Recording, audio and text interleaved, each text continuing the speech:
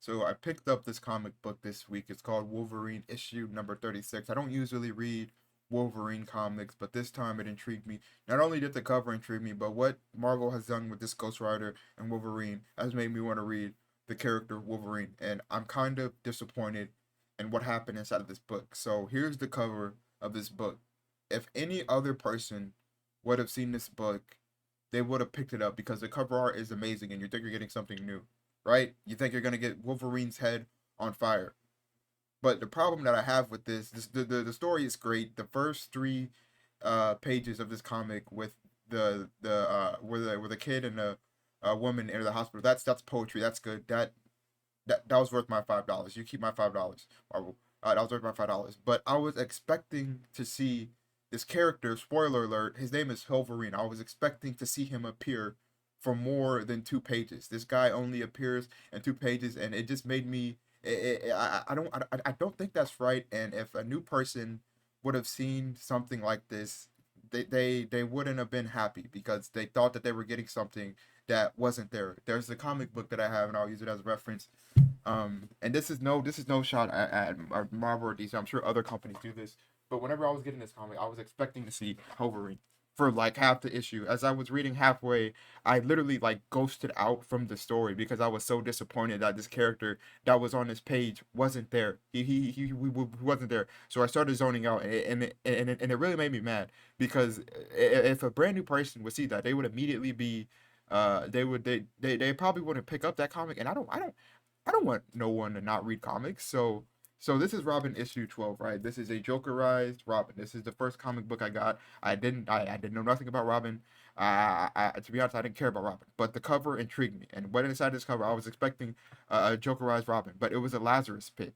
The Lazarus pit takes place in this issue. It is a complete issue of what's on the cover, and it is beautiful. But on here, you see this guy on the image screen, and he's only going to appear for 2 issues. Now they do explain how he is born, but it's really misleading, and I don't think that comics should do this. I think out of the 854 comic books that I have read in the past year, I have never experienced being let down like this with a character. And I'm just thinking about how whenever I first entered a comic book store, I didn't know nothing about a character, and the only thing that intrigued me was the cover art. And I feel like if you want to your coverage to stick with the story, and there were so many good things that happened inside of this story that could have been on a cover with literally Wolverine and Ghost Rider being covered. Like that's so cover material, but instead you tease something that only happens in 1 page. I don't like that. I don't think that's good. But maybe I'm missing something. Maybe that's been happening for decades and years, but I don't think that's a key happening because you want more people to read your books and you don't want them to feel it's like clickbait. It's like clickbait. Even though you do get it, it's something that'll make somebody not want to read it. And I just fear that somebody new that'll read comic books will just not want to.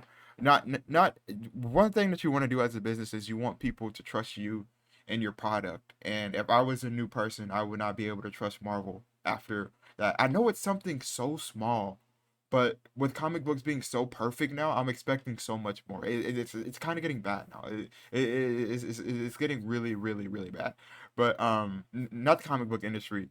How like how my little critiques are. Like I literally complained that out of everything that Night Terrors did, that they didn't explain how long the heroes would see.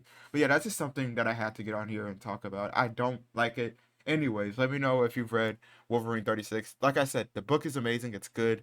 The first six, the first, I think it's like 6 pages are poetry. I got my $5 back. But another problem is that you're charging $5, $4 or five to read this comic book, right? And I'm expecting to get what is on the cover. And then listen, I haven't read the previous issue, but I read the first one of the story, so maybe I missed something in the second story that they were gonna tease combining these people. But off of the cover, it's misleading, and I don't think it should be right. Especially if I'm spending like $4 on a book, you could have at least gave me more.